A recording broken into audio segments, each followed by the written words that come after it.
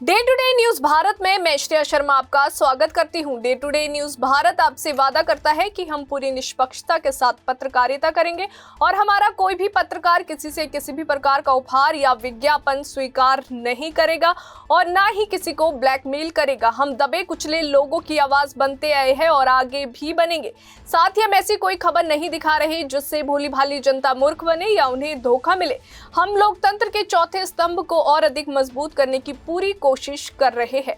अब बात करते हैं खबर की जो हिमाचल के नाहन से आ रही है।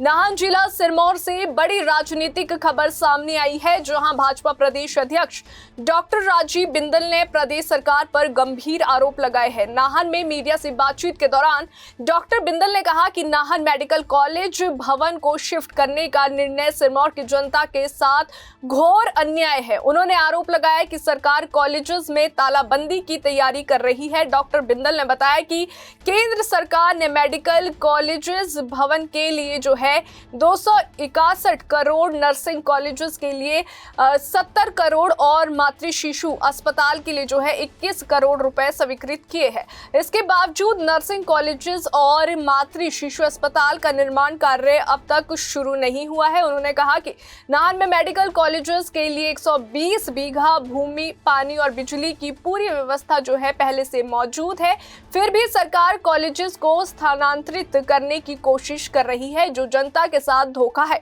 डॉक्टर बिंदल ने नाहन विधानसभा क्षेत्र के सीमावर्ती इलाके कालांब में अवैध खनन पर भी गंभीर आरोप लगाए हैं। उन्होंने कहा कि मारकंडा नदी का सीना छलनी किया जा रहा है, जिससे पर्यावरण को नुकसान हो रहा है और सीवरेज व पेयजल लाइनों को भी क्षति पहुंच रही है। उन्होंने ये भी कहा कि कालांब जो प्रदेश का प्रवेश द्वार है, वहां की सड़कों की हालत जो है बदहाल है और जगह जगह कूड़े के ढेर लगे हैं, मगर सरकार और प्रशासन पूरी तरह से जो है मुख्य दर्शक बनकर बैठी हुई है। नर्सिंग कॉलेज केंद्र की सरकार ने दिए 2 साल हो गए, 70 करोड़ की सैंक्शन है,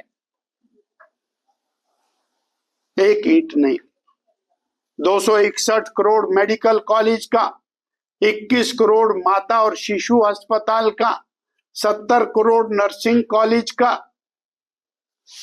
क्यों? हम तो सिर्फ जानना चाहते हैं। करना तो सरकार को है, करना तो माननीय विधायक जी को है। अब वो क्यों नहीं 3 साल से कर रहे हैं, ये चिंता का विषय। 120 बीघा जमीन, पानी की माकूल व्यवस्था, बड़े बड़े टैंक बना दिए, बिजली की माकूल व्यवस्था। अब पार्किंग तो जमीन पर बननी है, वो बनाने से होगी। नए स्थान के ऊपर पानी की व्यवस्था करनी, बिजली की व्यवस्था करनी, सड़कों की व्यवस्था करनी है, पार्किंग की व्यवस्था करनी है, हॉस्टल्स की व्यवस्था करनी, रहने की व्यवस्था करनी है, फिर भी आवागमन के लिए बसें चलानी है, टैक्सियां चलानी है। परंतु हमारा ये कहना है कि कैबिनेट का ये निर्णय ये सिरमौर जिला के साथ और नाहन की जनता के साथ अन्याय है, धोखा है। इसके बदले में कालाम को क्या दिया? सड़कों का चूरा कर दिया। सड़कें सारी गड्ढों में तब्दील हो गई। पूरी नदियों के अंदर भारी भरकम और बड़ी बड़ी गाड़ियां, मशीनरी नदियों की छाती को चीरती हुई, पुलों को तोड़ती हुई विध्वंस की स्थिति। आज पूरा कालाम कूड़े के ढेर में तब्दील।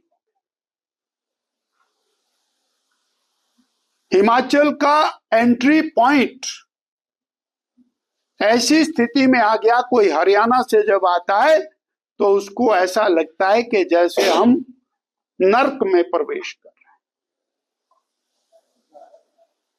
कहां तो विकास होना था, कहां सीवरेज विध्वंस, पानी की लाइनें विध्वंस,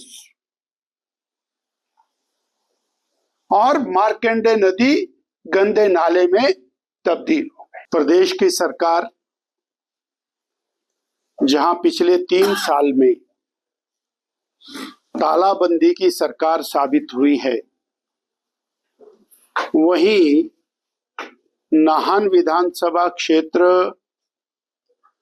लगातार एक के बाद एक संस्थानों को ताले लगाने में जुटा हुआ है। कालाम का क्षेत्र बहुत बड़ा क्षेत्र है, औद्योगिक क्षेत्र है। उस क्षेत्र में